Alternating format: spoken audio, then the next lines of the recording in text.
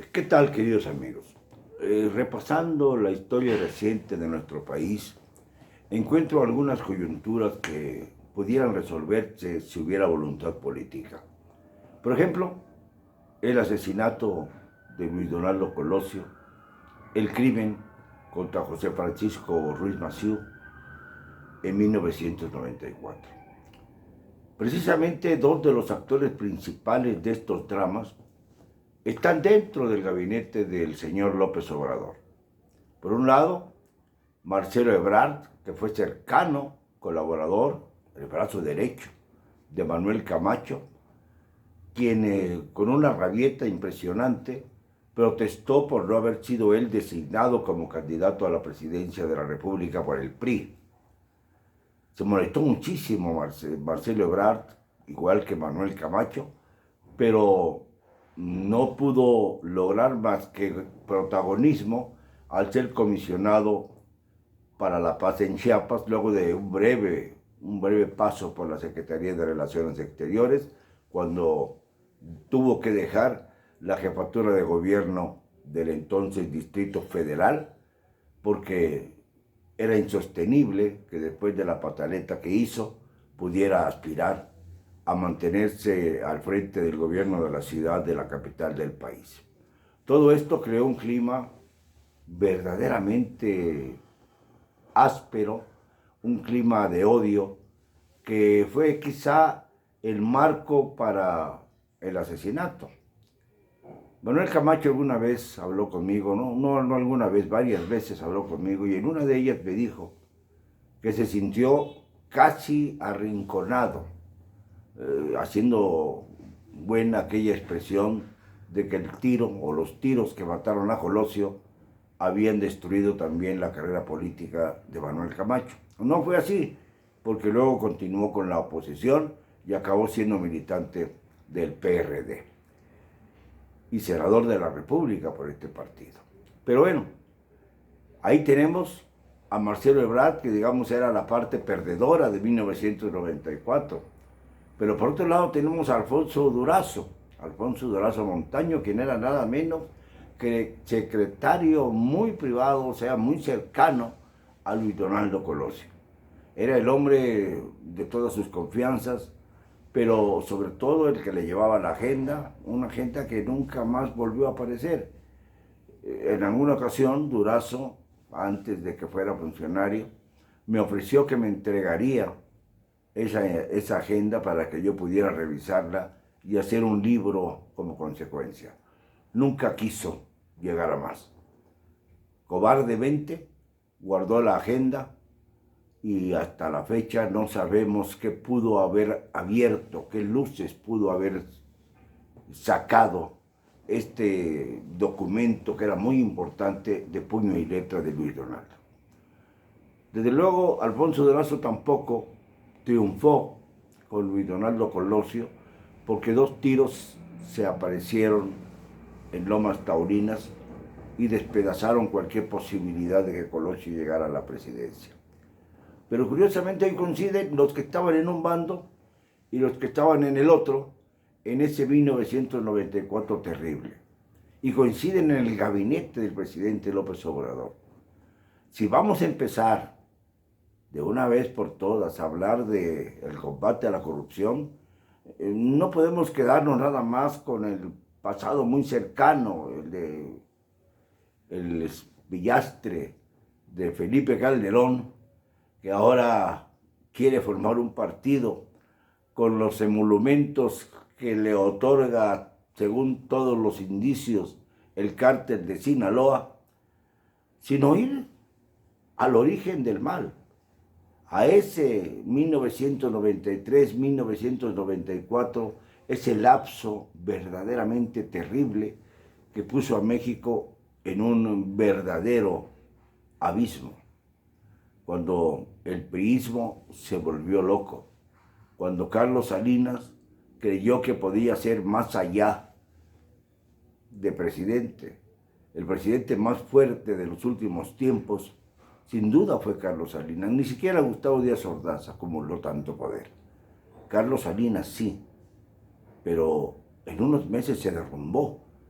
precisamente cuando en marzo, Ernesto Zedillo, en marzo del 95, febrero del 95 finales, llegó al grado de meter a la cárcel a su hermano Raúl como sospechoso del crimen de José Francisco Ruiz Massieu. Ahí empezó el drama verdadero, porque el señor Salinas reaccionó muy mal, se puso aquella chaparra de cuero con solapas de borrega y se fue a hacer la más ridícula huelga de hambre de la que tengamos memoria los mexicanos. Una huelga de hambre que era como para quitar la atención al verdadero meollo del asunto y hacerse la víctima defendiendo, dijo, su honor. Pero nadie habla de José María Córdoba Montoya, nada más falta que aparezca por ahí como asesor también del presidente López Obrador. José María Córdoba Montoya tuvo un papel estelar en todo ese tiempo.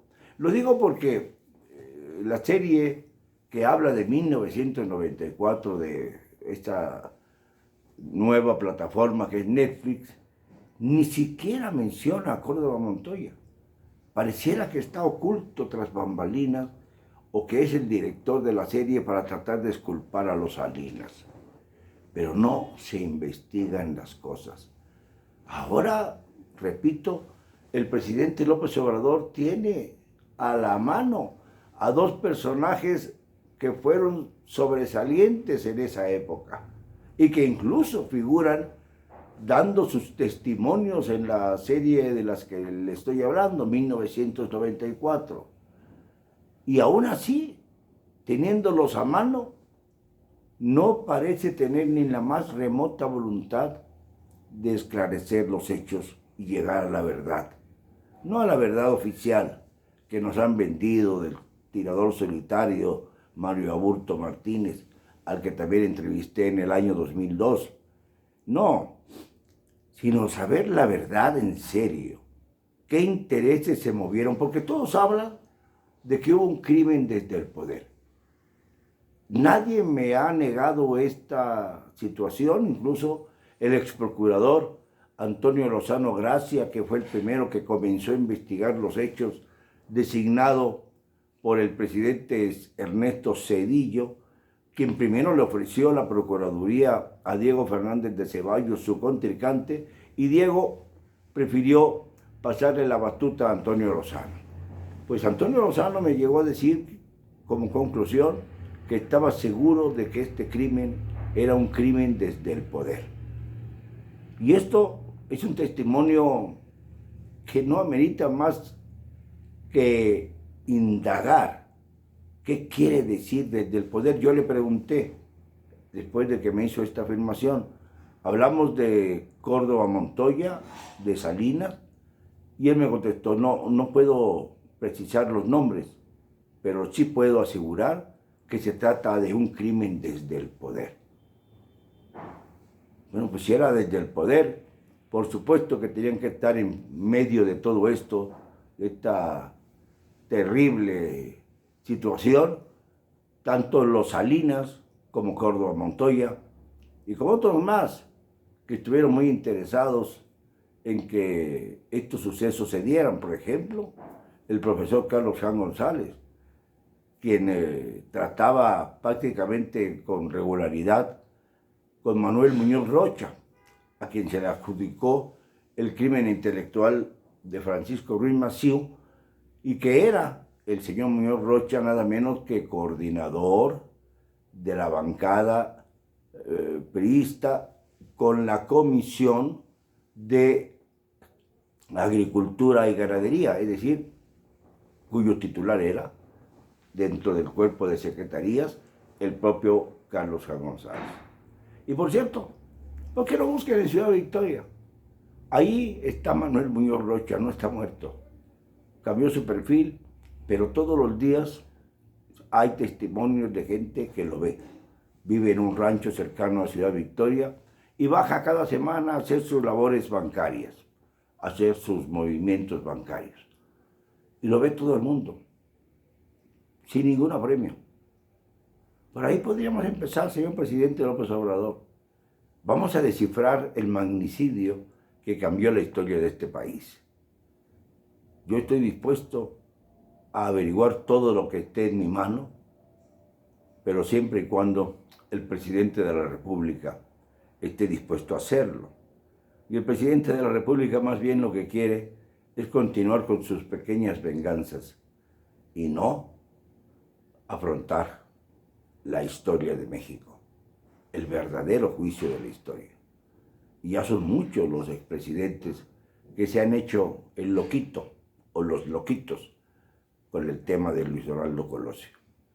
Y vamos para 26 años del acontecimiento que quizá a los jóvenes ya se les pasó de la cabeza, ya no les interesa porque sencillamente no fue de su época, pero a los otros no se nos puede olvidar y debemos dejar un testimonio claro de lo que pasó con este personaje del purismo que estaba destinado, porque lo conocí, hablé con él y supe mucho de sus causas, estaba destinado a modificar las cosas, a luchar contra el presidencialismo asfixiante y sobre todo sacar adelante a México con medidas irreversibles contra la corrupción.